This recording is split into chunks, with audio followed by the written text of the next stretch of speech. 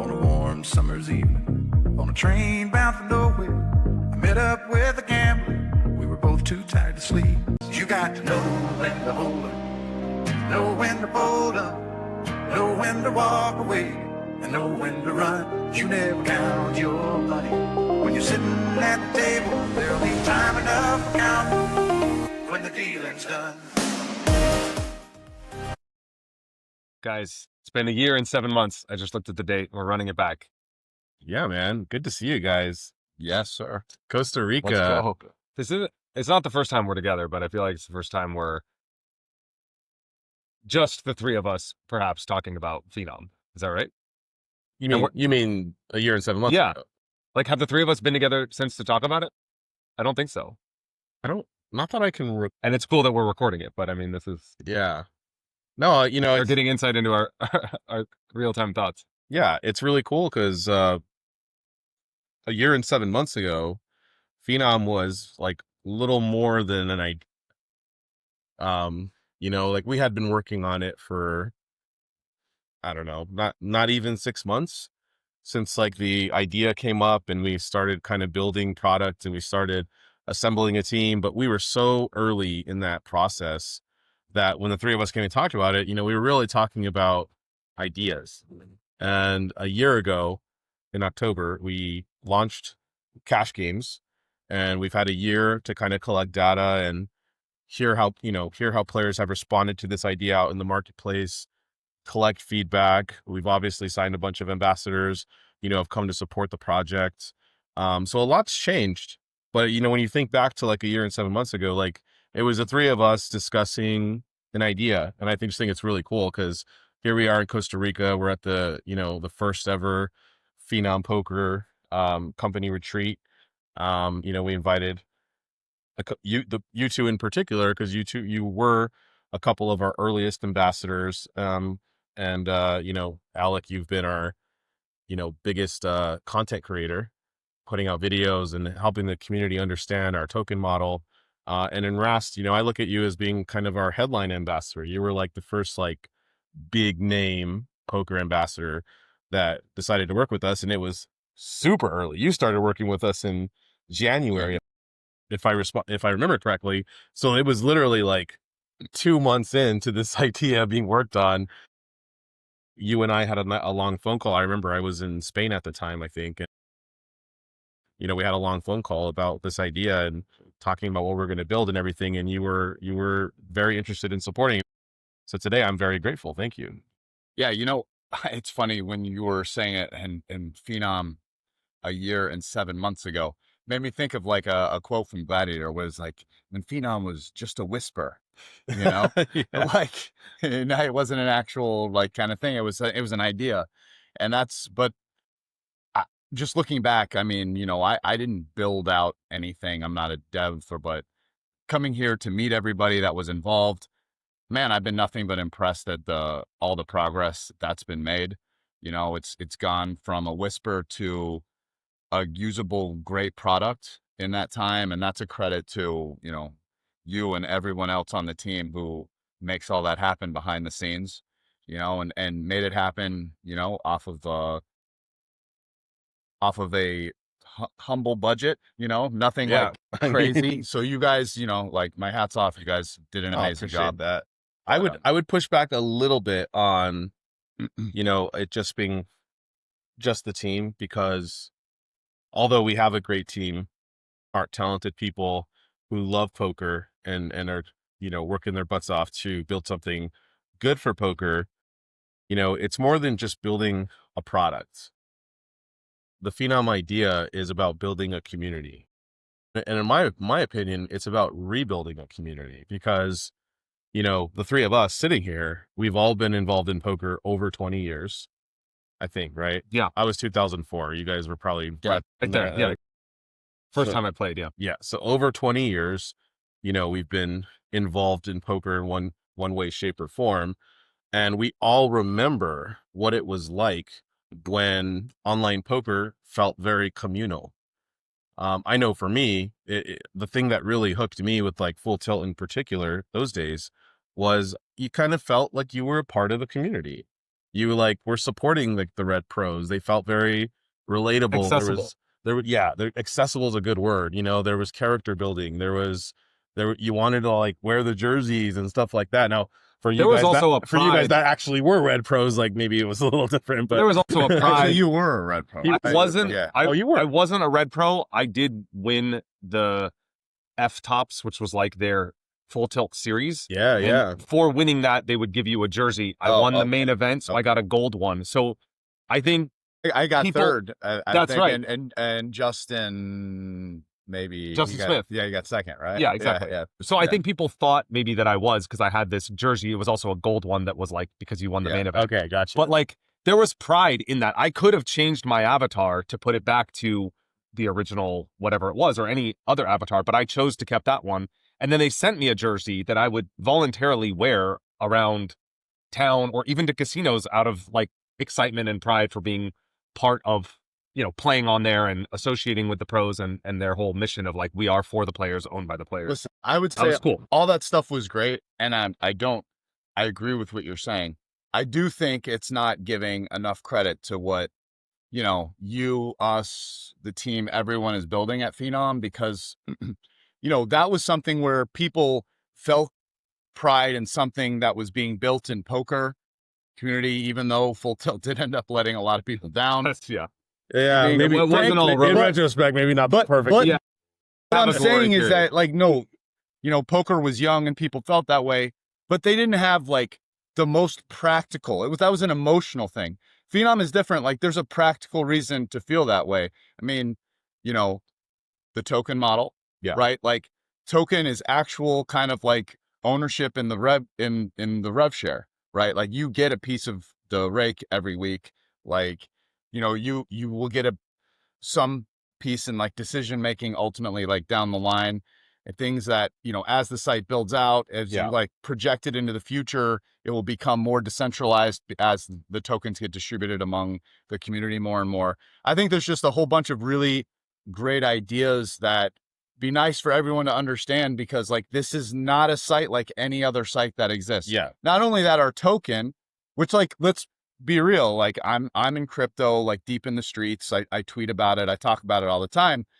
There's a gazillion projects out there that have tokens that don't need a token. The token is basically just The a way. token is the product. Yeah, the token is the way Yeah. that the founders are, like, essentially, by keeping some of themselves just only to get money, and then it's being sold on exchanges at values that have no relation to what they're worth in the Revenues project. yeah, exactly. Some of them don't even have revenues. this- And if they most do, of they them- don't, most they of don't them share it don't. with the holders. Right. is not on a third party to be sold, and it is strict. The value is strictly related to the last 4 weeks of rake, Yeah, and can be redeemed at the treasury based on that value. And Yeah. that, you know what I'm saying? absolutely. Yeah. I should have been more clear. We're not trying I to. knew what you were saying. Yeah, we're not trying to replicate. This is for the community, right? Like, we're not trying to replicate what Full Tilt did, obviously, because that did not end well. But portions of when I bring up like the heyday of online poker, there were elements that existed, and I think and a lot of it was inadvertent. Yeah. I don't even know necessarily if, because I don't know like, so the Full Tilt guys. I don't know how much of that was planned and how much of it just kind of happened that way, but I take elements from that, the communal feel, investing in technology. Like, they had probably the coolest software. Yeah, I don't know. no question. In my opinion. Back then, like, most of the platforms, did not hold a candle to the playing experience. The reward system was cool and interesting, and so I think taking elements from that, and then applying today's technology and applying the best version as we can imagine it, to bring back the heyday, but even in a better, more sustainable, perpetual way. That's kind of what the Phenom mission is all about. Involving the community, listening to the community, empowering the community. That's something that, back then we wanted to earn our, if you were a Full Tilt person, you wanted to earn your Full Tilt points.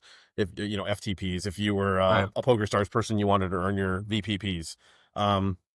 But the token is really taking those ideas to an entirely different level. Yeah, it's not even Right. close. I mean, Right. it's Like, Yeah. it's a paradigm shift, really. well, I 'Cause- want to talk about some of the things that we've seen happen in the last year and get your guys' opinions on it, because personally, I'm blown away.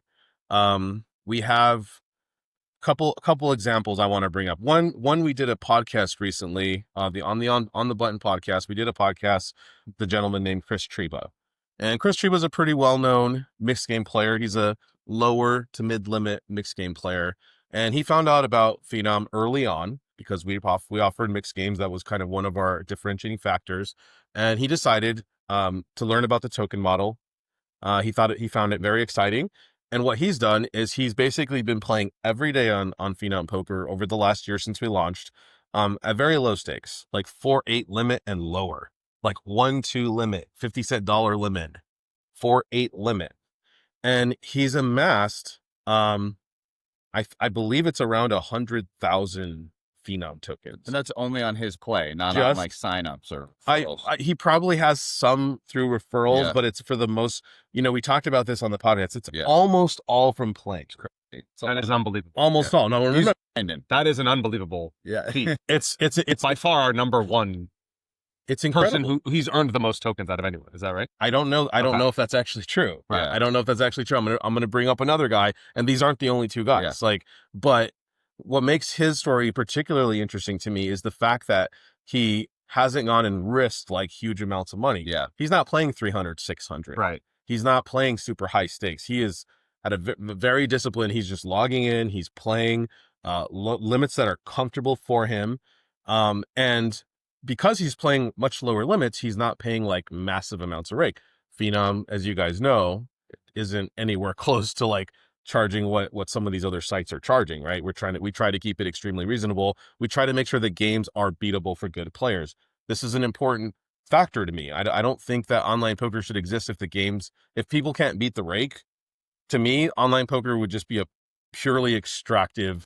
There would be no mobility, and Yeah. the dream wouldn't be there. That we Yes, all started exactly with right. $50. You said, our first deposit was you So- needed to be able to win at those stakes. So I had a conversation with this gentleman, and it was really cool just hearing his story. Like, he has very modest dreams. He wants to buy a small houseboat, and he wants to like live on the boat, and he just wants kind of financial freedom. He's not dreaming of mansions or jets or kind of some of how poker players can be. Like, a lot of times poker is like that kind of, ooh, this is a shortcut to the better life, right? And we find out the hard way that that's like more of a grind than you really would like it to be. Hard way right? to make an easy living. like Yeah, they say. exactly. Yeah. And so his dreams are very modest, and so this is not a small amount of money. I offered to buy his tokens from him right there on the podcast. I said, this is incredible. Like, you're talking about over $300,000.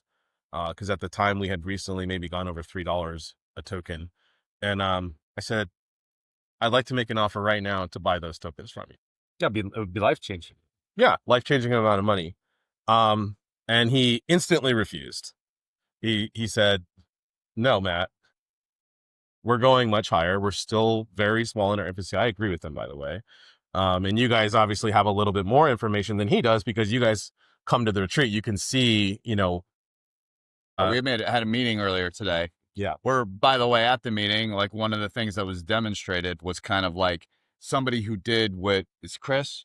Yeah. Yeah. What Chris did has actually earned more than 100% rake back at this point because of the flywheel of the token going up and continuing to play. That's story number 2 I want to Right. bring up. So there's another player.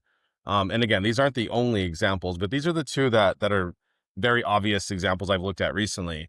There's another player who's been playing since day one. He's on the other side of the world. And I didn't do a podcast with him, so I'm not going to put his name out there. We haven't talked with him about it, but we've seen what he's been able to do. Now Chris has not sold any tokens. Yeah. Okay. So he is holding, and some of the responses to that might That be also like, says a lot. Yeah. That's actually maybe even more unbelievable than the fact it's that he earned them. incredible. Because earning them and selling them is, that's anyone's choice. Yeah. But the conviction of earning what seems Not having Based that much on where money he's and at. just hodling.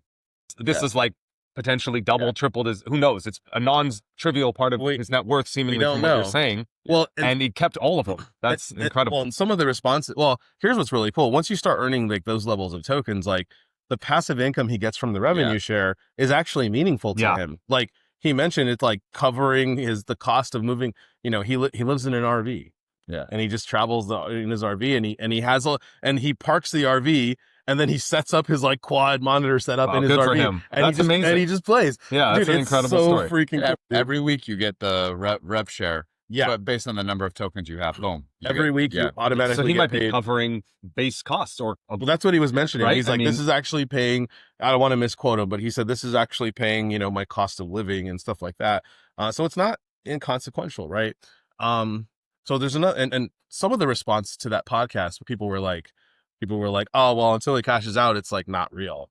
Okay. That's like, that could be fair. That's fair. But well, the USDT's earning and rev share is real. Absolutely. Like, Absolutely. right? Because it's just straight USDT and his thing. And So you're even if de-risking the every week. Phenom token went to zero, he still made that money off of it. Absolutely.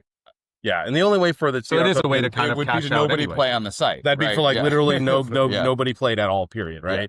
Yeah. And you know, we've talked about this to a very small degree. Like the market share that Phenom Poker has captured in poker is like less than 0.2%. So like a fifth of 1%. we essentially have zero market share. Yeah. Right. So like for anybody who thinks like, well, it can't grow or what, it's like we haven't even scratched the surface on a very literal basis. Yeah. So there's another player, and he has earned a similar number of tokens. I think he's earned from playing less than Treba. I think he's earned something like 70,000 tokens. Okay. Now, what he's done in the last few weeks is he's redeemed around 30,000 tokens, which is over $100,000 real money that he's gotten just from redeeming his tokens. And someone might be like, well, why would he redeem that early? Everyone has their own reasons, right? The cool part about our model is we don't really care. You know, if you want to redeem. If you want to hold. If we look into the data, so we actually know the average amounts that people are earning from holding, the average time people are holding. But this is really cool because this player does play higher stakes. He plays mid to high stakes. I've seen him playing all the way up to 300, 600. So he's, the amount of rake he's paid is right around $100,000. So this player sold less than half of his tokens, and he recouped every dollar he's ever paid in rake in the history of playing on Phenom Poker. I don't know if that's actually ever happened in poker before. I would imagine no. Like, yeah, how could it? How could it even be possible, right? Yeah, that a site, like, you have more out of the site than you put in. I mean, regular daily player who is essentially like a supernova level player, has paid zero rake. Plus still has actually made half of his equity left over. And he still has $100,000 well over $100,000 exactly. of equity in the site. Plus he's earned that passive again, income. even if he doesn't sell, he's getting USDT. He's earned passive income the whole every time week as well. of the So he's already earned thousands of dollars. Yeah. So I want to get your guys' thoughts on this, because this is, it's a year and 7 months ago we sat down and we talked. We talked a lot about the idea of Phenom, right? We have this idea, sure, and we want to, sit down and talk about what we're going to do about security. We want to talk about like this token model that was designed but not yet implemented, right? And now there's the token, the site is live, the token is live. We've had around 4,000 players play for real money so far on Phenom Poker, and these are the stories that are starting to emerge and rise up. And I want to get your guys' thoughts, because you guys are early ambassadors. You were early believers. What do you guys think? I would like Alec to go first, and let me say why. A credit to Alec, because he has been all over this. He's made, tweets, some tweets where he's like tried to break this down. So he's going to be the best of us too. I'll go second and try to fill in some gaps, but Alec, go first. Thank you. So one of the things that I thought about early, well, thank you guys both. I did put out a lot of content about this on YouTube and social media, but one of the pieces of content that I think stuck, this went quite viral early, is I put out a piece of content saying, the future of online poker, which is of course catchy. And one of the first pieces of line was, here's how you could earn 100% rake back. And of course people click on that. They want to engage with it because they want to see why that can't be possible. Because of course, like you said, that's never happened in the history of poker. You called it. No site is ever going to get you more than 100%. And my basic idea was, hey, if you earn, let's say 25% rake back, which is less than what the highest tiered players are earning on Phenom, but let's say it's a mid-tier player, which is very accessible, very easy to get to that level. Right. And you earn 100 tokens, and you hold those tokens, and those tokens go up 4x in value. Right. You've now earned 100% rake back. You've earned 25% rake back. Right. Those tokens increased 4x, so that's 100% rake back. So then people see that, and this is all in one tweet. You can convey this idea in 6 lines. People see that and they say, okay, well, why am I earning tokens? And then the next tweet is, hey, when you play on Phenom, you're not earning rake back. You are earning rake back, but you're earning rake back in the form of equity, and that equity increases as the site grows. And to Rast's point earlier, the token is based on the value of the business itself, not based on what someone else thinks it's worth or speculation or insiders dumping. If I sell, it doesn't affect the price. If I'm sold, but there's none of that going on at all. There's no shenanigans or those mechanisms. So I conveyed that, and that really landed with people because they saw, hey, this could be something that is a paradigm shift. It is different. And we mentioned community before. What he said is true, that there was community around Full Tilt, but they didn't materially benefit in the upside. They didn't participate in that upside. They didn't have an economic incentive to play on there versus another site. Whereas with Phenom, there are people, and this is what I predicted. I put this tweet out in August before the site launched in October, and signed up a lot of people on this idea, on this belief, on this vision of you could have shared upside. Not only do you earn 100% rake back, but we've had cases where their token price has gone up, 10x or more since launch. So you have people that earn $1,000 today. It's worth 10,000. We were talking about this. Our token on price phone was calls, 27 cents in December.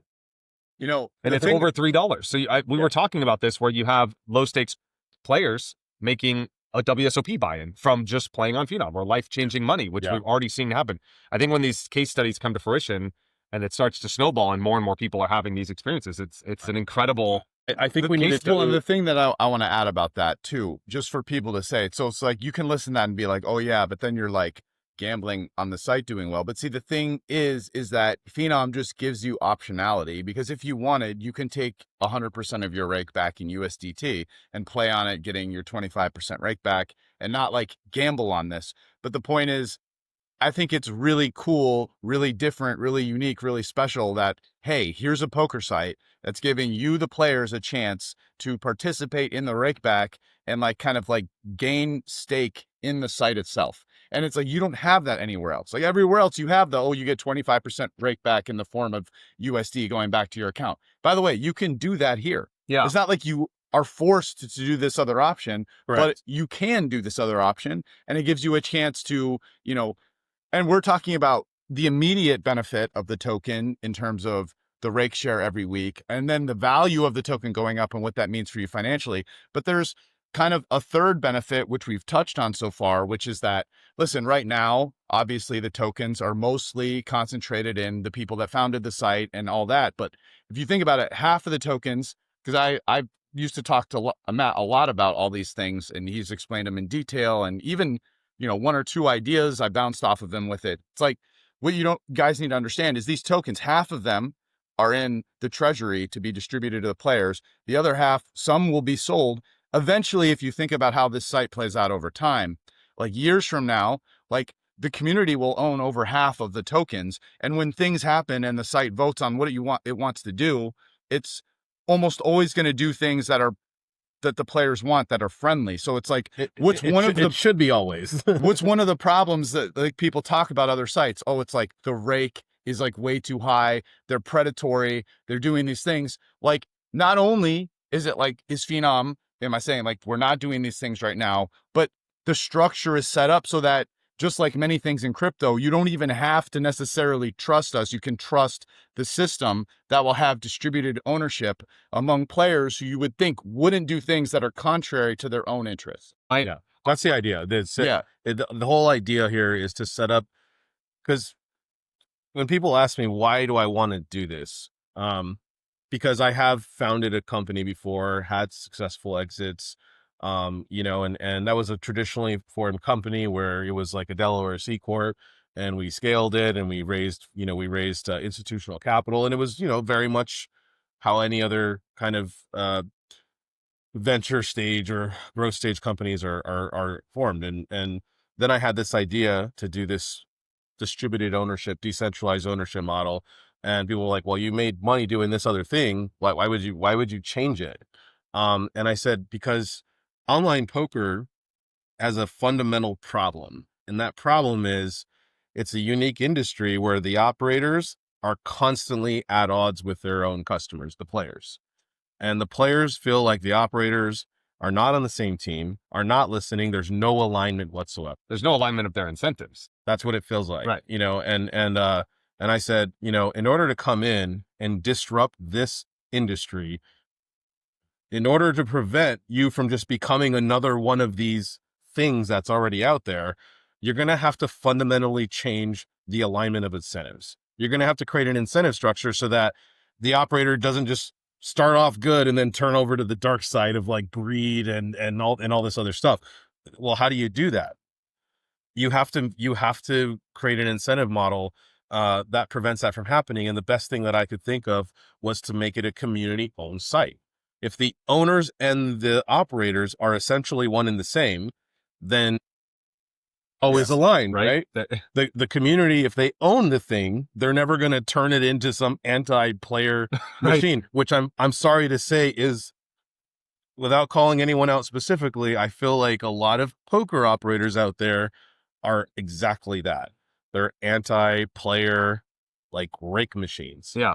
You know, so that's the reason for this model existing. And it's really cool to see real life use cases of it starting to take effect and actually change people's lives for the better. Yeah. And I think it does take a bit of the shift in perspective and open-mindedness to adopt a new model. It's like the first of its kind, really, that I've seen use at any meaningful scale.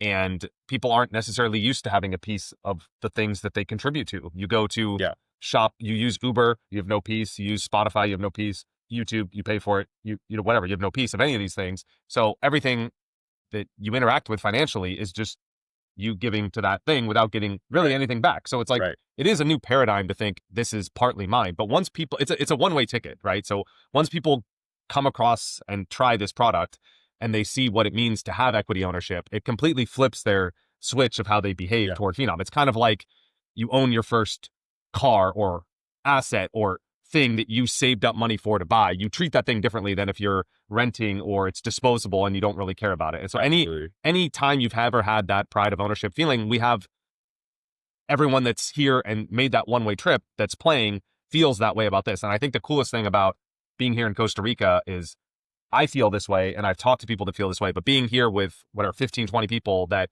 you talk to, they all have they're all very talented. They come from all over the world, different walks of life, different backgrounds, very high opportunity costs. And they're all here for that vision of the future where we build something that is disruptive in a way that benefits the entire community at scale in poker to like make a difference. I mean, everyone is motivated by, I think, largely the vision, and they've even taken some, you know, big financial risks to do that and put immediate gratification second to that mission to be here at Phenom and to be working on this. And I think that says a lot, and it's incredibly exciting to be here and seeing, like I said, we're meeting people for the first time here. We've talked to them maybe on Zoom. Some people I haven't even talked to because they're in like a different department that didn't overlap with what we're doing. And everyone feels the same way. And it's incredibly cool to see that. You know, as a crypto investor, I kind of want to go back a little bit to what's actually cool about this token. I mean, I've been around the crypto streets for years or plus or whatever. Anybody that follows me at this point knows that I'm pretty vocal about it.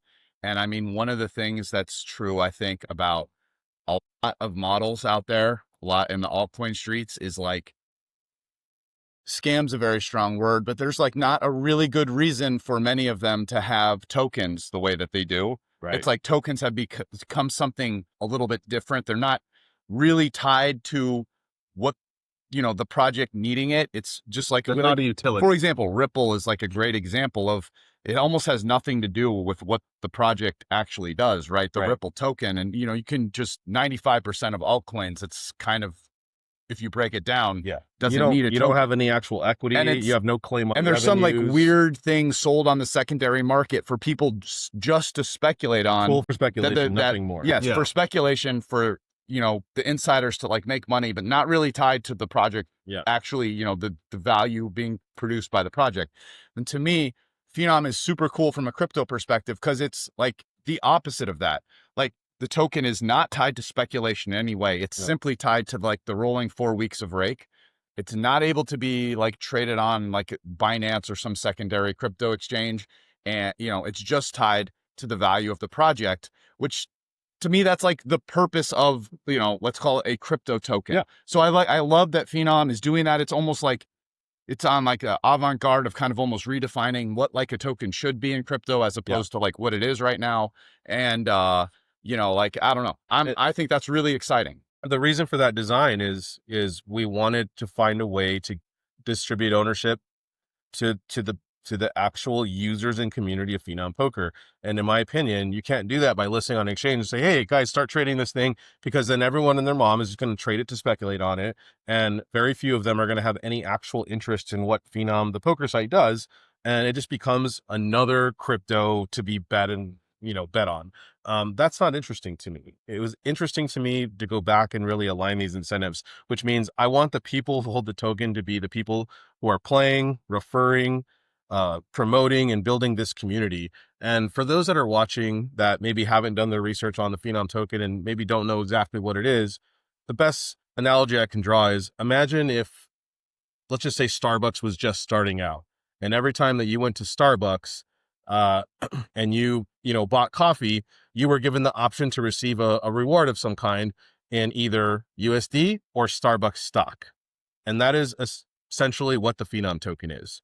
When you play and when you refer, you are given the option to receive stock and ownership in Phenom Poker. And that stock automatically pays 50% of the revenues automatically go to these token holders. So when you hold the stock, you're getting a weekly dividend no matter what. As long as there's $1 of revenue, you're getting a weekly dividend.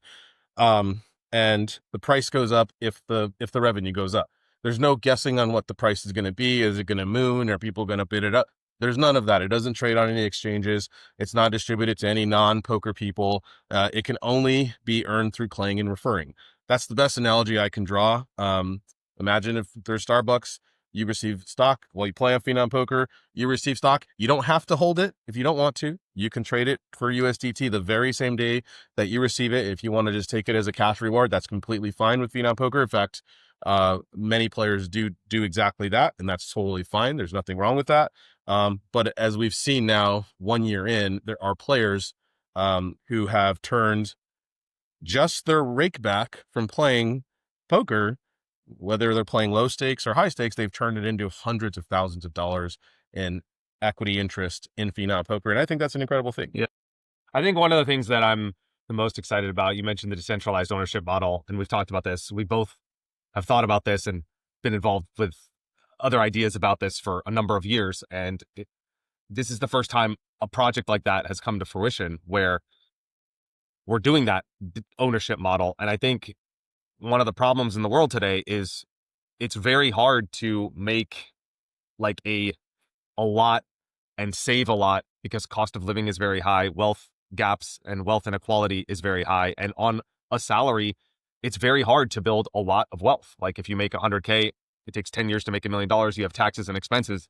It's just hard. Yeah. And so wealthy people own assets. That's a well-known fact. Right. It's hard to own assets. It's a lot of them are gate kept. You have to be accredited investor. You need a large net worth plus a lot of skills. Plus you need a network of people to know how to invest in private deals. I mean, it's gate kept, and you could say it's for a reason or not. That's a separate discussion. But the point is that it's very hard for the average person to own assets. Like we talked about all these subscriptions, we pay into them, Amazon, Starbucks, whatever. You don't get any of that equity back. So, I mean, one of the ways I think to improve our society and our markets and capitalism and wealth inequality is for everyone to be an owner of productive things that grow in value. And we've seen micro examples of this being life-changing for people. But I want Phenom to succeed. Yes, if Phenom succeeds, we're going to do well. We're going to change poker. But if Phenom succeeds, like, why can't this be the paradigm shift that transcends all economic ownership around the world. Like, Yeah. why can't everything be Which, by the way, distributed crypto ownership? is supposed to be. Supposed to But be. they've totally fucked the token model by making it a pure thing for speculation and for like the founders who Yeah. just like gave half to themselves for no reason, and people speculate on it then like dump on the market. Yes. It's completely segregated from what's happening with the company. Whereas like that's, again, going back, Phenom changed that. Yeah. Right. And now it's like, no, the token is not for speculation. It's tied to actual the rake value that the rake that the company's doing. You get the share in that, and it's completely changed it. And it's almost like redirected kind of like the crypto token model to be back to like what it was supposed to kind of be initially. Yeah. Right. And I don't want to, I mean, because like these projects are trying to do the idea of Bitcoin, but they're not Bitcoin. They're never going to be. It's something totally different. They're not a decentralized money. They're supposed to do this other thing. It's like, you forget about it. Bitcoin had nothing kept for 0% pre-mined. Right. Right. So it's like no project's ever going to be the same from that perspective anyway. But like Phenom is hopefully revolutionizing that, because that's what the crypto token model should be. Like, let's create a project. It's decentralized. It's here on the web. And now Everyone shares the it. value of the token is based on like the fundamental worth of the company. In this case, like what we're raking. Well, there's also no added, like in the case of most crypto projects, Yeah. there's a separation of like the business entity and the decentralized, entity. Yeah. What I mean by that is a lot of times they're, like, let's just say some L1 blockchain. What they do is they say, okay, here's a blockchain and here's a utility token attached to that. And the blockchain has like no real users, no real revenues, but they say, hey, here's a token that you can speculate on. If the people start using it and everyone does this, and it's maybe supposed to go up. But it's not really clear why that's supposed to go up. Because it's like, well, if it's a utility, shouldn't it be maybe a fixed cost kind of thing? That's a whole other discussion. Separate to that, there'll be a business entity. Maybe it does do revenues. Maybe it doesn't do revenues. Maybe it's a foundation. Maybe it's an S corp or a C corp. And the owners of this entity are the founders basically, and the investors. And they maybe they have special classes of stock. Maybe they have a chunk of ownership of the token, and they're just like separated. So it kind of goes back to the original incentive model, which is like, well, now you have very clear opposing interests, right? Because the people who own the large chunk of pre-mined tokens or pre-allocated or Series B preferred, whatever, they have an interest in this thing spiking up, selling, and then the liquid, and then they need someone to grab the liquidity on the way down, right? That's a very clear incentive for them to do that, because that's a really fast way to get rich. People are like, well, why would anybody do that? Well, I don't know. It happens every freaking day in crypto, right? Yeah. And in the case of Phenom, there is no, like, there's no separate class of stock. There's no separate entity. There's no separate, like, Phenom is the business. And it's also the decentralized ownership portal. And there's only one token. There's no other class. So the founders, the investors, the ambassadors, the players all have the exact same token. Yeah. Right. So everyone's incentives are lined up, right? What's good for me is what's good for you is what's good for the players, which means we all want the same thing, right? For Phenom to thrive, for Phenom to succeed. And that's, I think that's really important to point out, because some of the stuff that you just talked about, which is, the wealth gap and needing to own assets in order to build wealth. This is 100% true. I've been writing about this for many years. I've been writing about this for probably 9 to 10 years. If you go to my blog on Medium, you can go back and read about the tokenization of real world assets, why the world needs tokenization. And when I talk about tokenization, I'm not talking about building a shitcoin. Everyone and their mom can go to some chain and build some shitcoin in an instant. I'm talking about creating vehicles to open up the most lucrative asset class on planet Earth, which is equity in early stage companies. Exactly. This asset class has been almost exclusively reserved for the uber wealthy. Basically, you're only going to get in if you're a VC, or if you're able to invest in VC funds, which, for anybody that knows, if you're investing in a VC fund, that means you're a limited partner, and that means you're probably already a very wealthy person. Yeah, you have to be accredited. I mean, you could play the lottery, which is a tax on. Not only do you that, have to be you know, accredited, but you have to have a certain net worth. You have to have certain skills, and you have to demonstrate you have certain knowledge. I mean, well, it's completely gate. Accredited investor is not. There's no accreditation. It's an SEC definition that basically says you have to make this amount per year or have this net worth, and that's the only ways to be accredited. You cannot make $100K a year and go get accredited. Right. You're either so basically it's saying self-selecting for people that are already wealthy. They're rich, right? Yeah, but exactly. but the barrier is even higher than that, Alec, because even if you did, let's say, have a $2 million net worth, that's not a very high net worth today.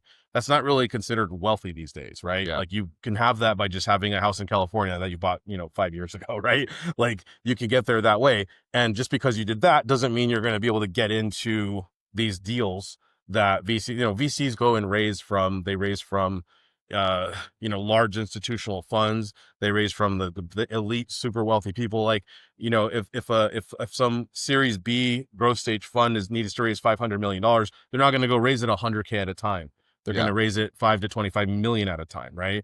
And so, which people that deploy 5 million into a seed stage fund or a Series B stage fund probably aren't worth $5 million. They're probably worth more like $100 million, right? So this asset class has been reserved for this group of people. And I know, because I've raised from these people, I've networked with these people, and I can tell you right now, like the everyday person is just completely walled off. They don't even know that these deals exist half the time, right? They're or how they work, because they don't even have any experience with them, right? Correct. Yeah. By the time that you can go buy yourself some shares in, Facebook or Tesla, these companies are already worth hundreds of billions of dollars oftentimes by the time the IPO. So, these guys invested at Facebook when, at a $2 million valuation, right? Or maybe they used it. I mean, I have multiple stories like this across different SaaS apps, whatever. I used Uber in 2014. I was in Rome and a friend, we were walked into, we were far away, and he's like, hey, let's call an Uber. And he explains to me what it is. And I was early to it. I also told a lot of people because it was cool and it was novel and it was beneficial to other people. So I signed up, 50 people, who knows? Yeah. And I used it early from 2014. It goes public.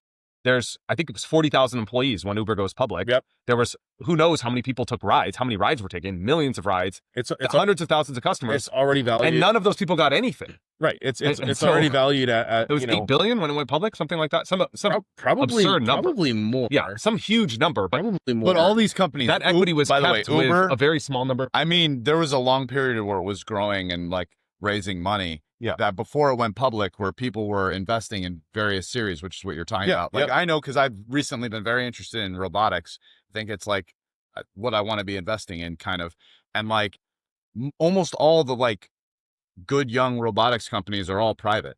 And there's the market has created an incentive for companies to stay private longer. Exactly. Now, which so means they don't go public till they're already very big. And oftentimes the because IPO is when all the private investors are dumping on everybody at a price that's too high.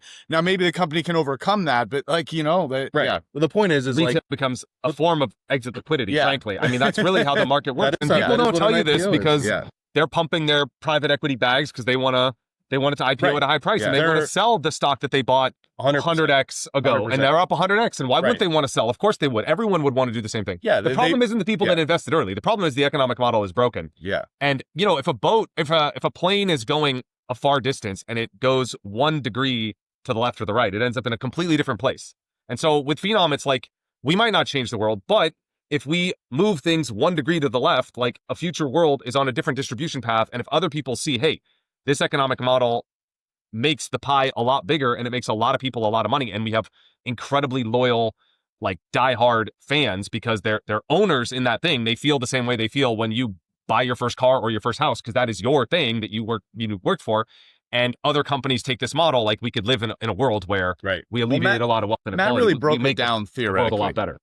Theoretically, he said earlier, 5-10 minutes ago, whatever, about aligning incentives. Yeah. And that's the most important part of it, because in life, one of the things you learn is that if you can show me the incentives, I will tell you what the outcome will be. It's usually that simple, right? It's very rarely does something deviate from that. And so the whole idea here is aligning the incentives in order to shift towards the outcomes that you're talking about that would be better for everybody involved and more equitable to regular people. Yeah. Who they deserve it. Like they contributed to the growth of the site. They deserve some, like they may not deserve the same piece as the person that started at the beginning, took all the risk, whatever, but a micro sliver would be proportional. So I feel like it's also more meritocratic because you end up with the like much more directionally correlated to the value that you contribute. If you sign up 1,000 people, you're going to get more than someone that signed up 100, which is fair. But if you play 1,000 hours, you get more than the person that played 100 hours. Fair. Right. Like it makes sense that tokenization will go this way. Because once it gets easier, and then for people to have tokens, but that aren't these like unrelated kind of like scam pump and dump things that you were talking about with like the different incentives, but like a token that's actually tied to it. There's even operators within poker that have launched shit coins, right? Like, don't want to name names, but like we can all think of a site that has a shit coin that doesn't really have any reason to exist. Like I've looked through the token model, and I'm like, why does this exist? And I can't get anyone to give me a good answer. Yeah. But good tokenization will fix a lot of these things. And we're on the forefront of that. But because even take some of these companies, like take a company like SpaceX today. There may or may not be private investors in that, or Uber before it went public. Maybe they would like to sell. It's hard to sell for a number of reasons. There's no and oftentimes, if they do sell, they have to take massive haircuts, right? But if there's an IPO, if there's some model through tokenization for people to sell, then someone who's like, wow, I really believe in Uber, like when you're signing up 50 people, you can go on some exchange and like buy these like tokens, who probably the net sellers are these private equity early investors. And like, it'll completely change that market and make a lot of really promising companies that are staying private longer. They'll sort of have access to public money a little bit earlier through tokenization, sort of, and also give the early investors, chance to sell if they want, or even buy more if they want, because they weren't included in the most recent series raise or whatever. It's just a better market that's more efficient. I'd like to see and more fair. I'd like to see. I mean, I think this is the direction things are going, but if you extrapolate it on a far enough timeline, I think we basically eventually flip to a world where these companies, like every company, not every company, but I would like to see a world where every company is kind of public on day one, and it's almost looked at as a legacy, archaic, maybe even greedy model. It's not greedy now because there's no alternative, but in a world where there's two alternatives, I think the public, the customers, are going to say, there's coffee shop A in my neighborhood, coffee shop B. Coffee shop A kept all the equity, coffee shop B is distributing the equity. They're almost going to see coffee shop A as greedy because they're like, maybe not a coffee shop, it's a small business, maybe not the best example, but a company that's going for billions of dollars in market share, they're going to be like, it's greedy. These owners kept all the equity for themselves, and they have an option to have a company that's I do want to throw out there, because I don't want to shade, all the like small businesses. Of course not. Small business is not the best example. I shouldn't have said that. No. Like there's a reason why this isn't already happening on a significant scale. The reason why is SEC rules. If for example, let's take SpaceX as examples. They're not really that much of a consumer facing company, although they do own Starlink, which is doing around 15 billion in revenue already. So this is like, these are very large enterprises that are private and will someday most likely become public, so that they've raised a ton of money. Maybe Starbucks is better, like a B2C company where there's a lot of customers that are interacting with the band and business every day. Well, let's just take the coffee shop example. Right.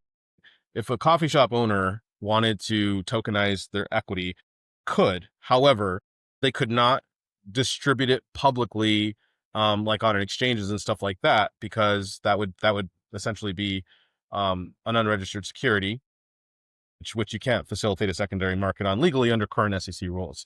So this is a challenge, and I've actually spoken with a lot of founders in this space, because I was one of the early writers on the tokenization of real world. I actually had a company idea called Pie Slice that I was working on, and the regulatory environment, and it was cool because I actually had access to a lot of companies that showed an interest in tokenizing, successful early stage companies.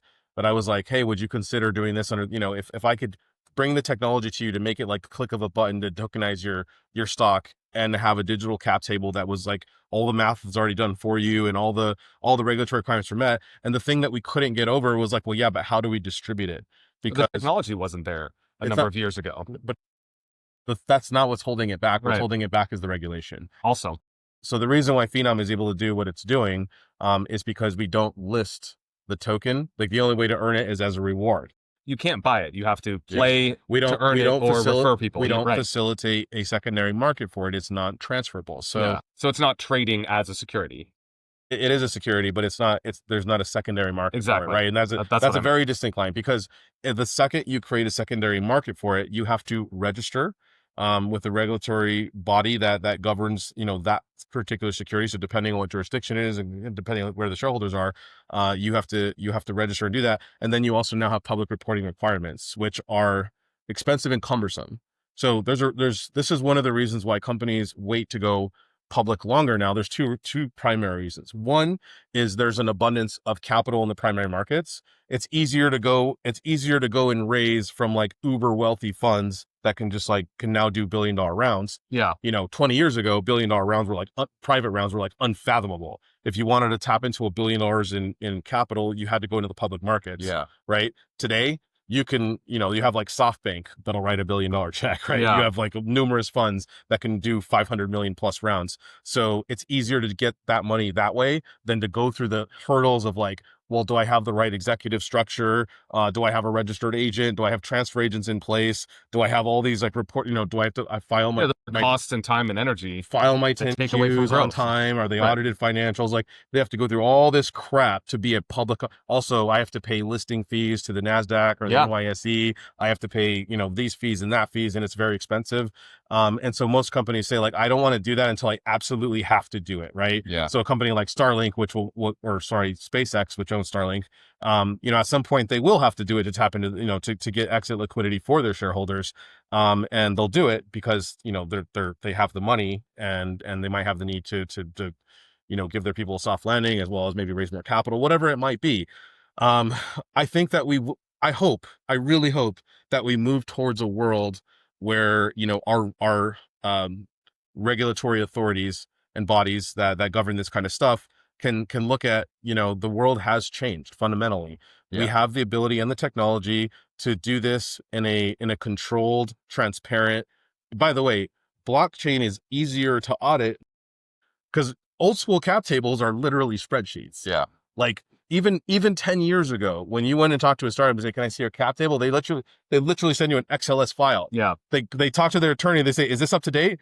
And they say, "Yeah, sure." And then you see like some version number. It'd be like cap table company, date, V, 26.4. And you're like, okay, is that the most up-to-date cap table? Are you sure? It's not even in the cloud. It's literally saved on the founder's freaking computer. And then you get it and you're like, okay, does this all add up and make sense? Yeah, I guess sort of, whatever. And they were super complex. Once they started raising rounds and they had different classes of stocks and they have convertibles and they have it starts to get really complex. And, companies obviously came and helped change the game with this, like Carta. But blockchain turns all of this into a digital exercise that is open, transparent, right there on the blockchain, and has the ability to tokenize and create a tradable security, or even non-security. So it actually makes it easier on the regulatory bodies. Like transfer agents don't need to exist. If you guys even know what a transfer agent is, like most people don't, because there's no, So like stocks in the old days, and even today, are essentially paper-based instruments. Like even today, when you buy stock in a company, there's two ways to hold the stock. One is in broker's name. That's the most common way. Like you open up your Robinhood account, your TD Ameritrade account, or whatever it might be, and you trade that stock. Like you don't actually own that stock. TD Ameritrade owns that stock and on your behalf, because it's too cumbersome to change you to the registered owner of that stock. Now you can contact TD Ameritrade and say, I would like to be the registered owner of that stock. What they do is they go to the company transfer agent. They say, okay, Brian Rast owns 10,000 shares of Uber, and he would like to be the registered owner of this stock. Right. And the transfer agent updates you to the registered owner, and then you actually get stock certificate in the mail. Yeah, that is still happening today. That's clearly going to change. It's right? still, it should have changed, 20 years ago. Analog system, right? It's insane, but that is the action. And so like, that's why these transfer agents even exist, is like, they're the ones that are acting as the middlemen to update all these corporate records for these companies that are public. Yeah. A lot of this stuff is very thick, it's right? totally out of date. The technology we have today. By the way, I'm going down like a huge tangent here, but No, it's super interesting. I hope that the world is adopting these technologies, because You know, one of the things I'm trying to accomplish with Phenom is I'm trying to demonstrate what is possible in the world, in a world that, you know, we want more equitable distribution. We want to open up vehicles for the average person who uses a product. Bro, what is that? Yeah, they're coming. Yeah, I'm like drenched in sweat just from the humidity. Yeah, it is.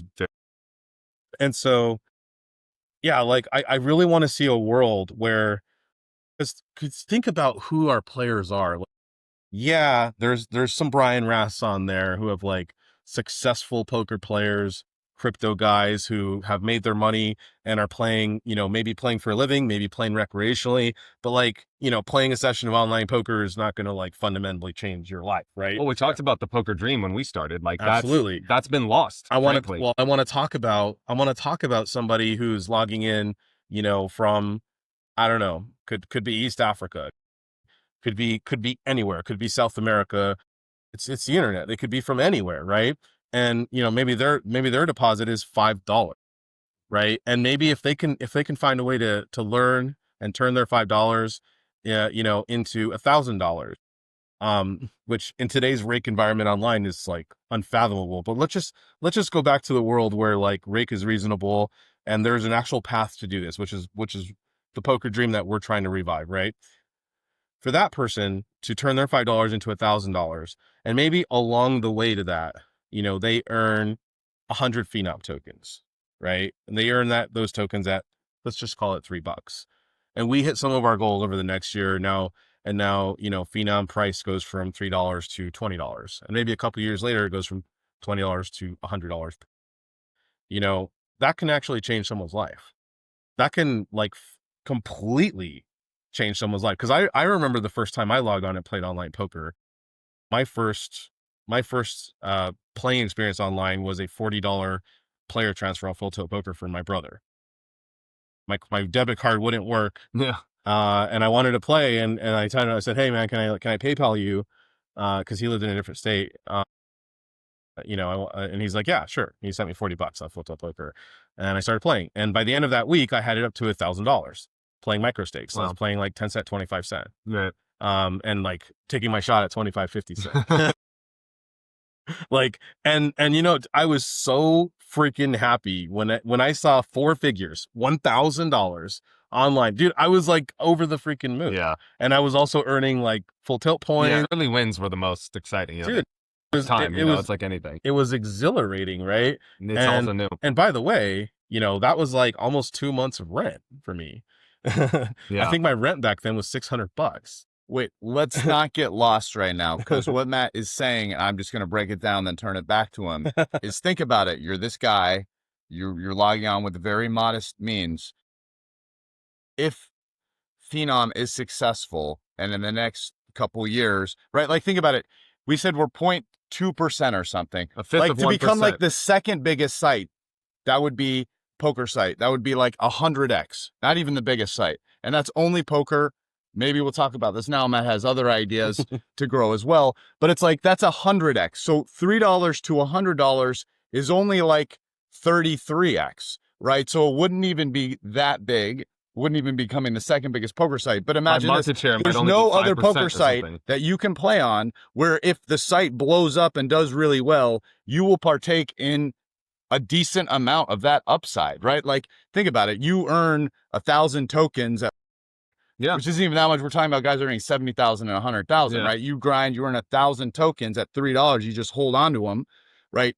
Could be 100, you know, at $100 a token. You're talking that's 100,000. Yeah. If like in 2 years, if Phenom becomes, you know, one of the top 5, but not even the largest poker site online. Yeah. Not 33x. I don't even know where that would put us, but like, you know, I mean, it's actually not even that. Not even in the top 5. That would be big by market share. Yeah. Exactly. Yeah. So I'm just really saying, not that much. Yeah. Well, when you look at the other products we're building, you know, which I'm happy to talk about that. But this is your, you know, you're gambling.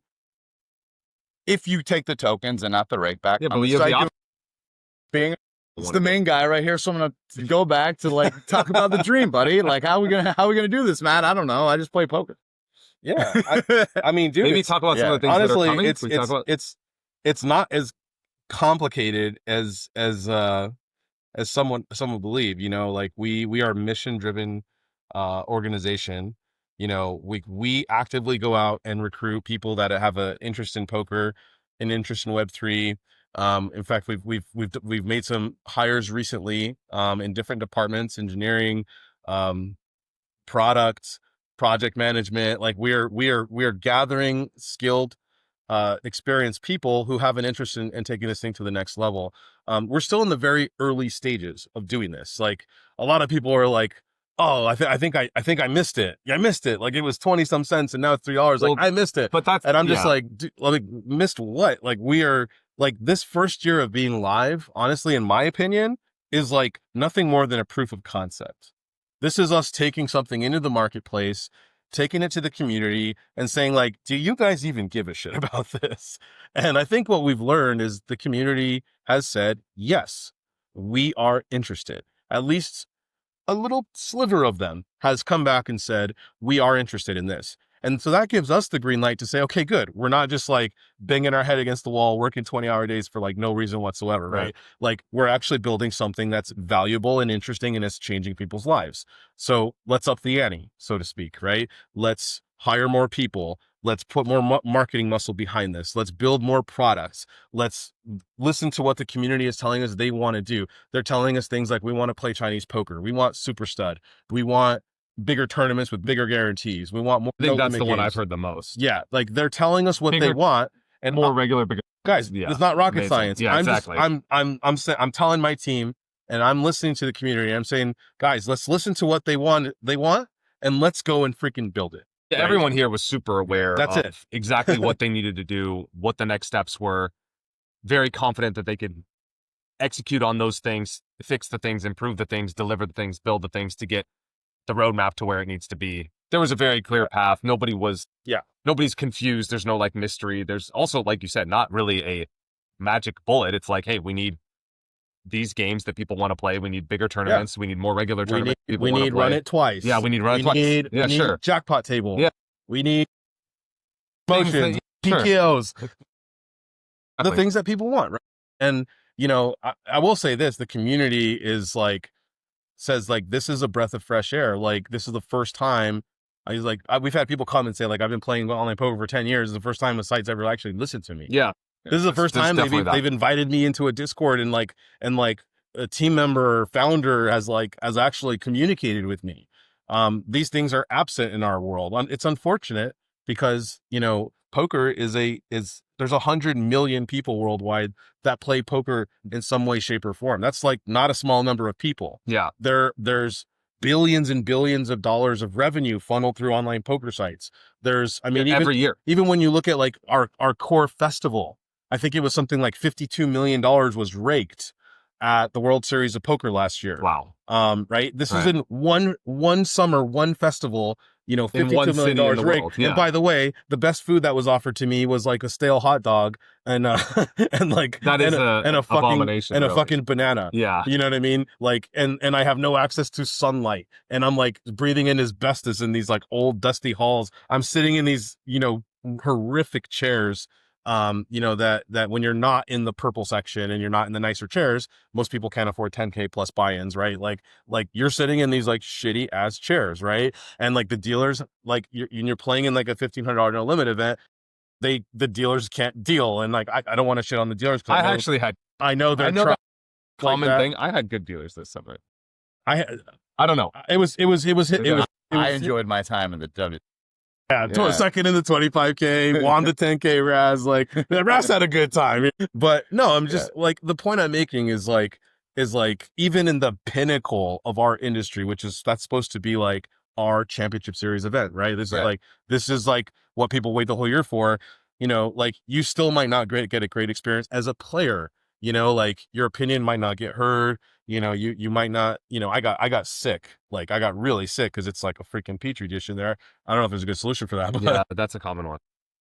Not keeping the disparity between the outside temperature and the inside temperature so high might be a simple solution. Yeah. I mean, it is absurdly cold in there, even for a baseline day, but it's also 120 outside. So it's like you go from 120 to like 62. Well, also the disparity between like not just shocking. the outside and the inside is like between like the Paris ballroom and the horseshoe ballroom, like horseshoe ballroom would be like freezing cold. Yeah. And then Paris ballroom Right. would be like sweltering, right? And you're just like, what is going on here? Listen, WSOP, They've they've been making some improvements. They have the app is I mean, it's there's really a a game difficulty. changer. They're running Yeah. 20,000 person live tournaments. There's going to be limitations to what they can do. I actually They're think also it's just a very well live run poker overall. series. I mean, a number of the issues that you have are something that almost any like live poker experience will have, that you know, playing from the comfort of your own home in your own chair with Right. your little mouse, and then go to the fridge on the break and in your you know, underwear eat what if you want. want. If you Not a want. stale hot dog. You eat whatever's in your fridge.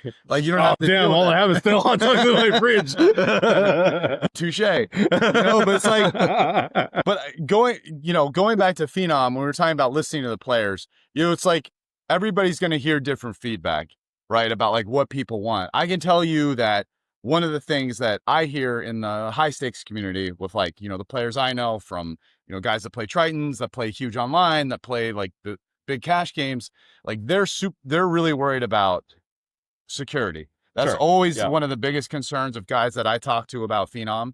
And like, you know, one of the things that I felt, one of the reasons why I was okay initially, like, you know, like I grilled Matt, and you know, grill's not the right word, but I had like a No, he did. He grilled list me. of questions, and you know, Matt, you know, generously spent hours and hours on the phone with me, like answering everything, and I was very impressed with it. But one of them was about, you know, like security issues, and it's like I think that there's a lot of, you know, I'm not going to spend too long addressing this because I love Matt talking about it, because he's the best, and he's also our CEO kind of, and is the person who should really be talking. But to give my take as an ambassador, this was very important to me, giving my name, right? Like, is this site going to treat the players well?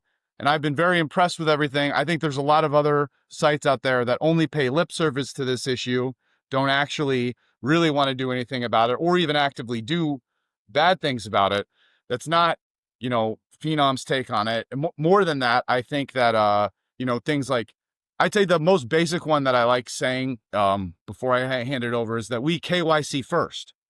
That shows you, like most sites, that you put whatever money you want on, only have a problem later when you're taking the money off. Yeah. And it's like, if you're not KYCing, you like, you can have bots playing, you can chip dump, you can do all kinds of things that, that becomes create a new account. much bigger problem when you KYC first. But yeah, anyway, I mean, if you want to take this one away. Oh yeah, yeah. Well, first of all, he grilled me. What happened was we had a conversation, and he was like, "Yeah, that sounds like pretty cool, whatever." But then he like went to some like tech buddy or something like that, and wrote down like 25 questions. He went to multiple people. Yeah. To the multiple He went sources. to he went to a bunch of people, and he like wrote down like 20, and he came back to me. He's like, "I am going to get you." And then he got through all his questions. Like, he's like, "Man, this still sounds pretty good." It's true. I remember that because we had like a 2-hour conversation. By the way, I did the same thing with him indirectly, Yeah. which he did to you, and then I did the same thing with Matt. So, Yeah. Anyway, No, I We all got here. remember he got to the end of his question. He's like, we all got "Oh shit, man, I'm out of questions." Yeah. You didn't stop. You didn't get stopped. It was really funny. Yeah, good times, man. That was a long time ago. I'm happy to talk about security. I think it's really important. You know, this really ties back down to like, why are we doing this? And like, because the cold reality here is, if all we wanted to do is make money, like we would just do it exactly like the other sites do it. We would not KYC up front. We'd get way more signups. We'd get way more people playing. We'd also get the non-people playing, bots. And like, but we would generate a lot more rake, right? And we all know that, right? We know that like, because we literally reject like dozens or sometimes even hundreds of bot accounts trying to get created on like a weekly basis. And we know that like, if we just like let them in, they're just going to play and generate rake, and like the guarantees will get met, and like the games will get full and everything. But we don't have any temptation to do that, because And real fast, I've heard multiple people say that one of the refreshing things about playing on Phenom is the feeling that I'm actually playing against humans for the first time. Yeah. But anyway, yeah, 100%. we actually hear that a lot. multiple people have said that to me. In But fact, yes. someone messaged me today, who's a person I play live with for years. And for whatever reason, today was the day that he deposited and played for the very first time. I'm like, dude, what are you doing? But like, he was like, and he came back and he's like, I want to get my phone and actually read what he said, because he said something to the effect of, this is the first time I can remember actually having fun playing 10-20 mix. He's a higher limit player. Yeah. Like I play bigger games with him. And I was like, well, why is that? And he was like, because one, people like are talking and it feels like you're playing with actual players. There's not like weird like timing signals and people just like auto acting and all this. Like it just feels like you're in a live game. Yeah. And I was like weird, right? Like sarcastically, Yeah. you know. And it's like and you know, I get this response a lot. People are like, I guess I'm just so used to it that I'm playing in these app games and these, you know, these unregulated sites and all this. Like I'm just used to the shenanigans that like when I want to play online poker, I just suck it up and I deal with it, right? And I'm you know, I just tell them, it's like, imagine a world where like that wasn't our normal. You know what I mean? Imagine a world where you get on and just know you're playing with another human being, making their own decisions, and we're just battling it out on the felt, like the way poker should be. And that is one of our core mission-driven goals here. That is very, very important to us. And the only way that we get there is if we never stray from this, we never stray from our values. And like, unfortunately, that means security is paramount. Like that, like we have to make these investments. So, yeah, we've learned a lot in the last year. We KYC up front. People go like, oh, I don't want to KYC because, you know, I don't want to give my info. Like, we don't share your info with anybody. Okay. We're not submitting it to a government agency. We're not reporting it to your tax authority. The only reason why we KYC, and I've said this online on Twitter, you cannot be serious about security of an online poker site if you don't know who's playing on those tables. And I'll tell you why.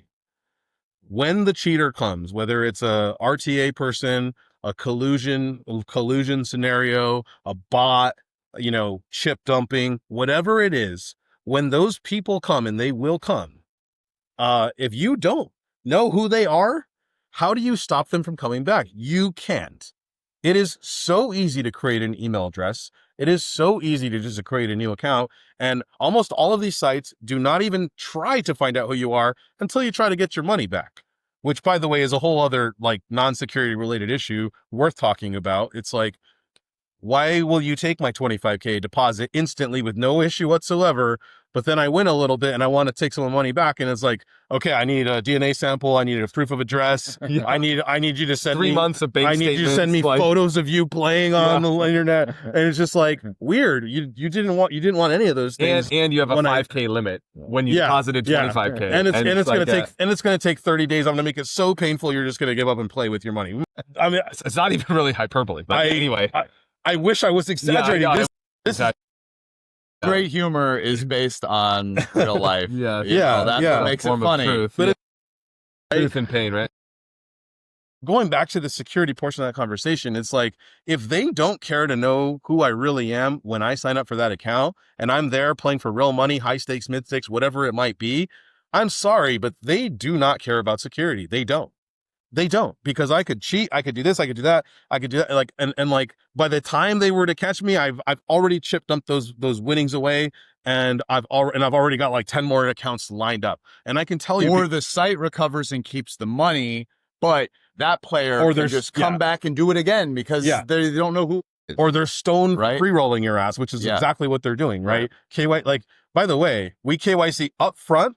Okay, we know who the player is. If they do anything malicious, you know, and by the way, you will get caught at Phenom. We invest heavily into detecting non-human behavior, collusion, you know, RTAing, whatever it is. Like, we are looking for it all the time.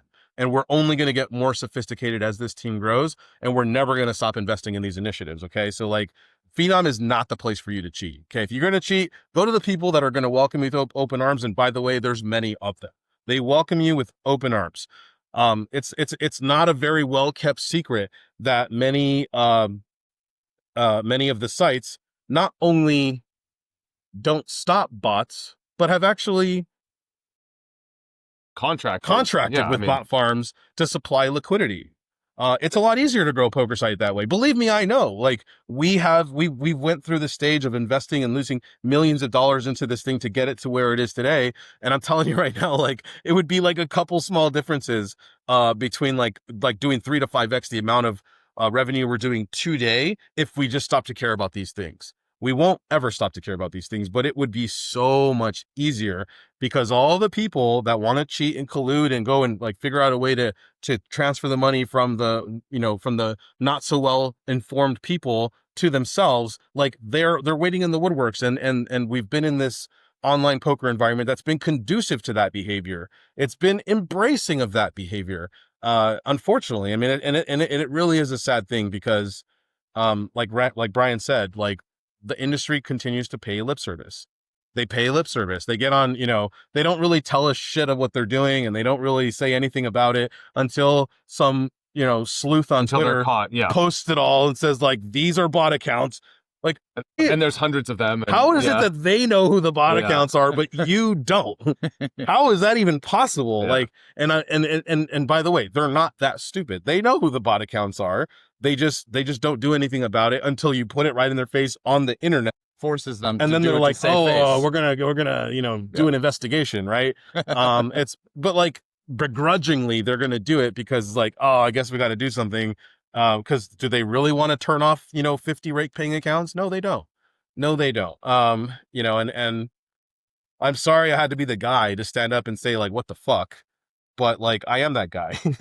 I am that guy. I think it's bullshit. And so, yeah, I would rather make less money or make money slower or even not make money at all than to be one of the people that tears this industry apart and be like, that wants to be like another parasite or extractive force on poker. Because what is poker, right? Poker is not the Olympics. Poker is not, the NBA. Poker is like normal people that are coming together to play this, cool math and strategy based card game that is accessible to everybody from all walks of life. So whether you're like, playing for like literal peanuts or Skittles, on a home coffee table, to whether you're playing for millions of dollars, in a penthouse somewhere, like we all have a different reason for like loving and wanting to play this game. I just Playing online from your own home is fun. Dude. Like, it's nice. Like, I love live poker. It's my favorite, but it is nice to be able to The fire up the convenience computer when you play have on, 30, like, 40 minutes. You got, and you just yeah, wanna whatever hop you in. want to do, whether you're trying to grind and make money or just play a little bit here and there, it's great.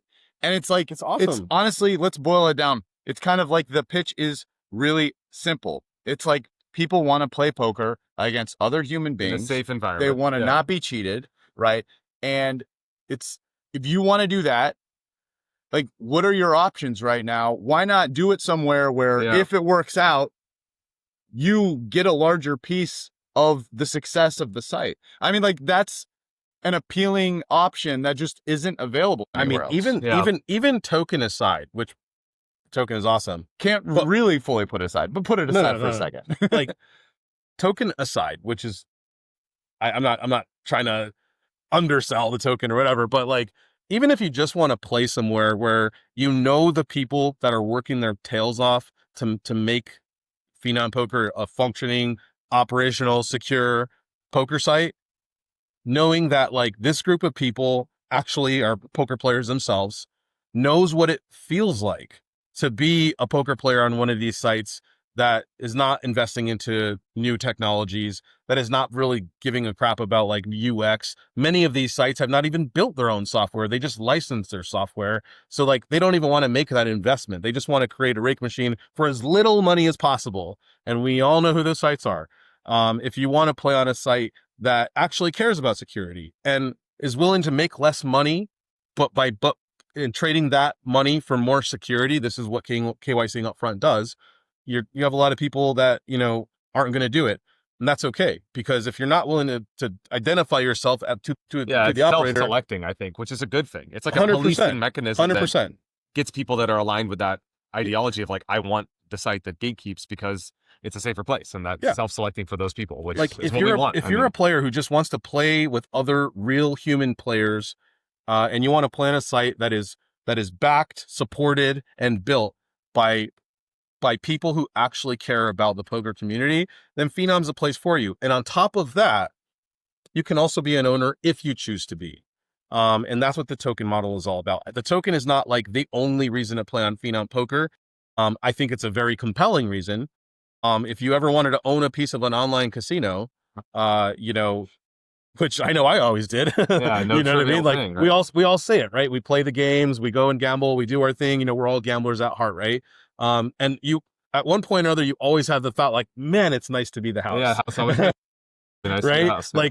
Like, hey, guess what? Like, we are in this early stage nascent startup environment, and you know, Phenom Poker is one of the only people that is using Web3 technology to actually make the whole entire community an owner of an actual revenue generating enterprise.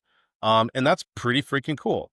But if all you really care about is like playing some poker with real human beings in a safe environment, that's also another compelling reason to play. But getting back to the future sort of the token, right? Like other reasons, like you shared this with me. I don't know if, you know, you'd be willing to share, because some of the vision for the future of the company, like why beyond, you know, you're saying own a share of the casino. It's like, why beyond just a share of the rake from poker? But what are some of your other visions for the future of the token, and like what can be done with this model? Yeah, well, we want to build products and services that are interesting and compelling to our user community, right? Yeah. Our user community are poker players. And what are some of the other things that poker players are interested in?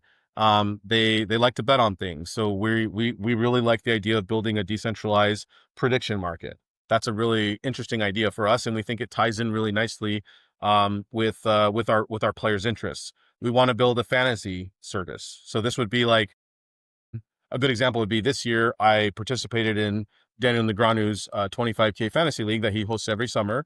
And it was interesting because, like, you know, we drafted a team, and I tried to get Rast, and he ended up on another team, and he ended up performing really well. Like, you know, but it was a lot of fun to do this, but it was crazy because, like, they had the most amount of teams they've ever had this year. I think it was 24 teams. And you have to like send Daniel directly like 25K Bitcoin or bring 25K cash into Vegas to like participate in this thing. And I was like, man, wouldn't this be cool if this was just all done online? You know, like, There's no counterparty risk. Not theirs with Daniel, but just like, yeah, not that Daniel's ever not going to pay out, but in general, just carrying he might not be the cash best or doing example, but with transfers other things where there is counterparty risk, because you well, have to escrow money or whatever. Also, what if you want to play that league for $250 Right. or $25? Like, no one's really hosting that league. I know OTB holds a $500 kind of league that's tied to that.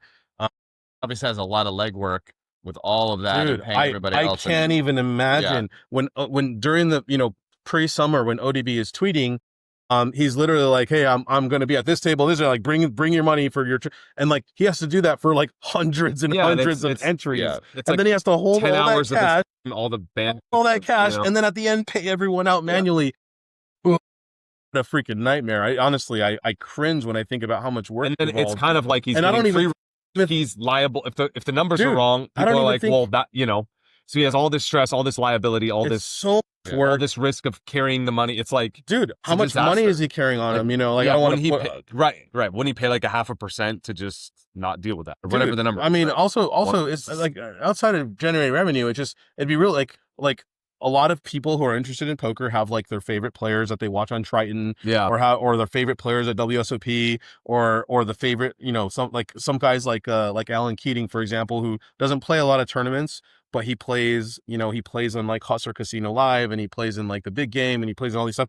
But he did play like the 25,000 heads up at WSOP. He also is in, you know, like NBC revived like the whole heads Yeah, I up remember thing, that. and, That was cool. and you know, so there's other opportunities for like someone's favorite player to maybe they go to a special series, maybe they're doing this, maybe doing that, and people, you know, it brings people into the game, right? It brings people to come and have a vested interest in their player. Maybe it's a $25 buy-in, maybe it's a $25,000 It's almost like a buy-in. sweat, a bet, a cross book. I mean, there's It's a lot just of different it's just ways. a fun thing. Like, why do people play DFS? Yeah. Right? It's like, hey, we all watch, you know, like, I'm an avid football fan. I watch NFL, I watch college football, and I don't really do a lot of DFS, but I done some, and I don't do it because I think I'm like going to beat him. I don't research enough or whatever, but it's just kind of cool to like, hey, if I'm going to go watch football this weekend, you know, maybe I'll draft some DFS teams and just like see if my players, you know, like, it's more fun when you have a sweat, like a financial like I think sweat. Cortland Sutton going to have a big week. It's a good Right. matchup. Like, I'm going to build some teams around him. It's just fun, right?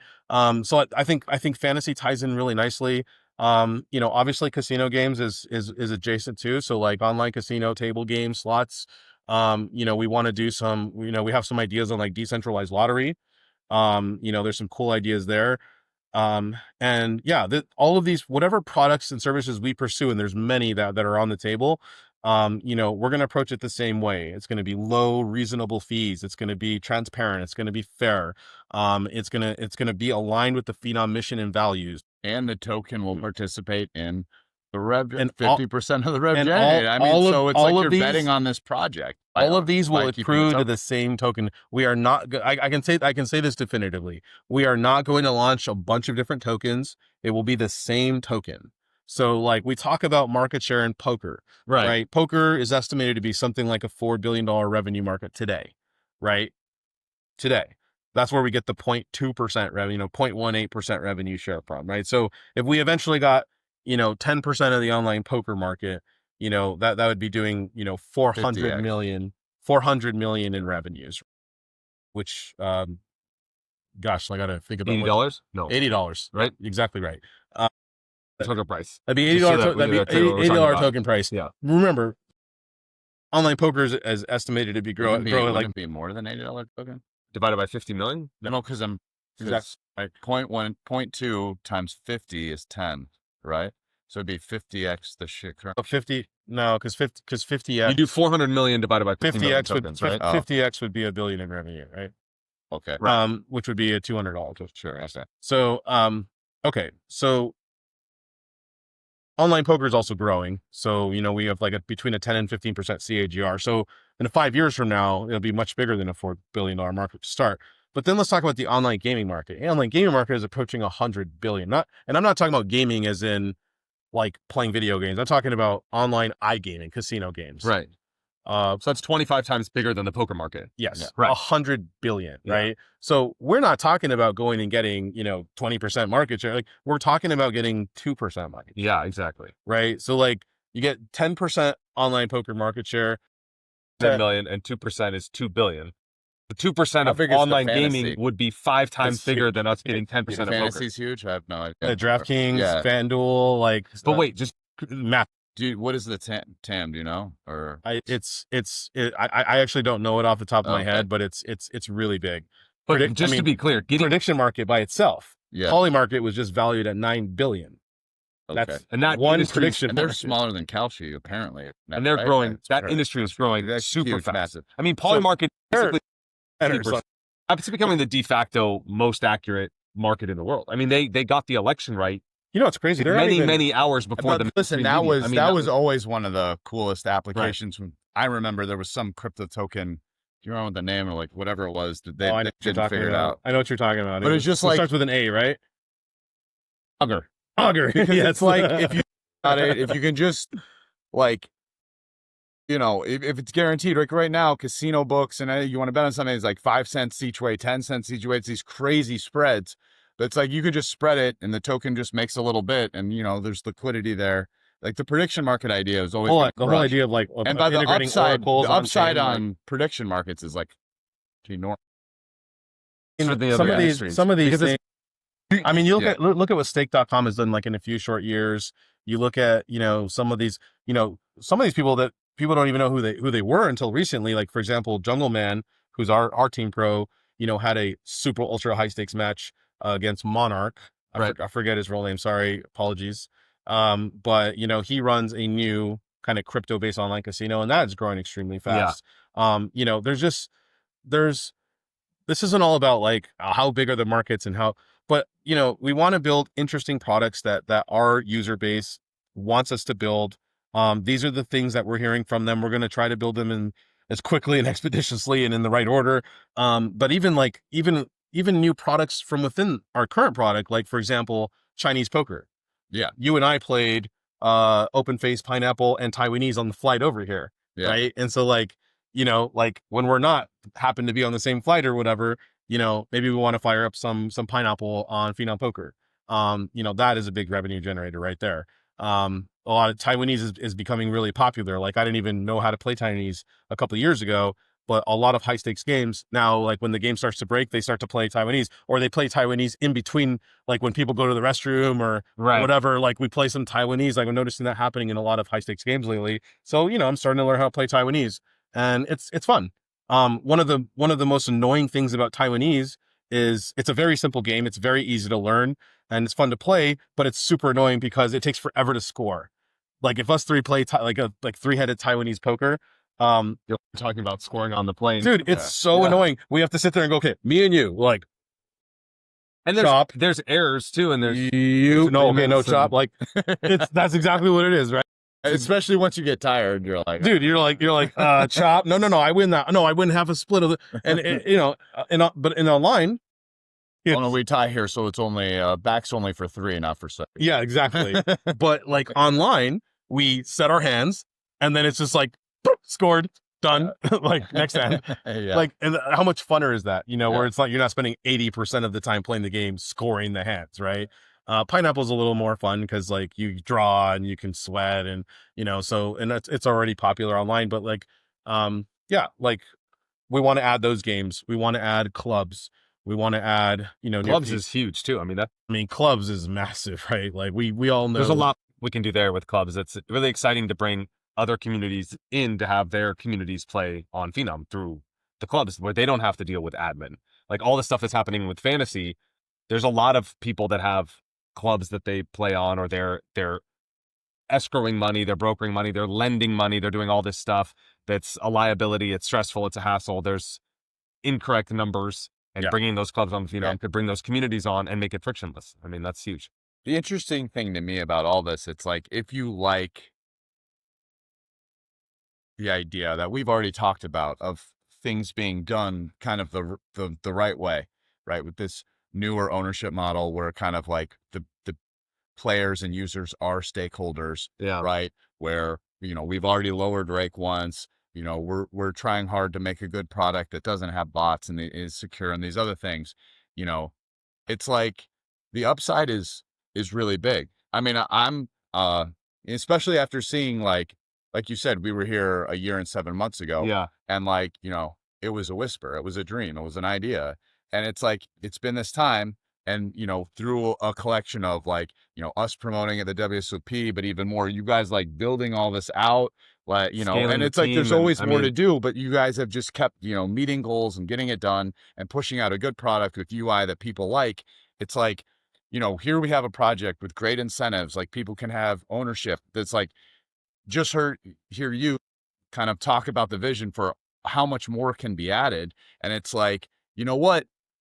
Yeah, obviously you can just come and play and don't need to be a part of it. But if you want to come and be like, hey, if you're like I'm gonna play come and hang take out. a chance in all this like working out, you could like roll. It's like, here's the thing. It's like people go in the crypto world and they like buy a gamble on coin. dumbass altcoins that like exactly. sometimes pup for random stupid reasons before they go back down. It's like, what if this project, works out and you play like 10 hours a week on this site, you earn a couple thousand tokens and like, who knows if like this stuff works out, like $100 token could be a lot more than that, right? That was just the poker part of it. So it's kind of like, it's like, listen, let's not token is not that much. like, let's not like be crazy. Obviously that's a lot of things working out, but they might, sometimes things do work out in life. And if like, there's a lot of like good incentives for this, where it's aligned, where like players have ownership in this, and we're creating a good product where people aren't getting cheated and, there's not bots. Like, why can't it work out? Like, why not?